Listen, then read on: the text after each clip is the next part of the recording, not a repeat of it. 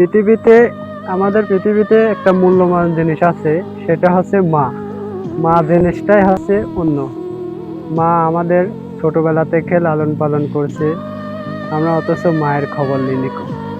দুনিয়াতে সব কর্মই করি, মার কথা কখনো আমরা ভাবিনি কো, যে মা আমাদের কি করে। মার কথা কখনো আমরা ভাবিনি কো, আমরা শুনি হচ্ছে বউয়ের কথা। মার কথা কখনো শুনতে পারিনি। মা আমাদের জন্ম দিয়েছে, কত কষ্ট করে মানুষ করেছে। তে দুনিয়াতে আমাদের বড় করতে মা কত কষ্ট করেছে। আসলে দুনিয়া এমনই একটা, যে মা সারা পৃথিবীতে অন্য কিছুই শোনা যায় না কো।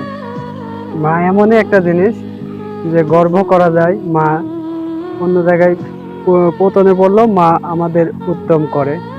এটাই হচ্ছে দুনিয়ার নিয়ম। আসলে ভাই, যার যার মা আছে দোয়া করি সবাই মার কাছে যাবেন, বসবেন, মার দুইটা কথা শুনবেন। এটাই হচ্ছে দুনিয়ার আমানত। মা জিনিসটাই অন্যরকম। আপনাদের কাছে দোয়া করি, যার যার মা আছে সবাই তার মার কাছে যায় বসবেন, বসে মার দোয়াটা নেবেন। ধন্যবাদ। ভালো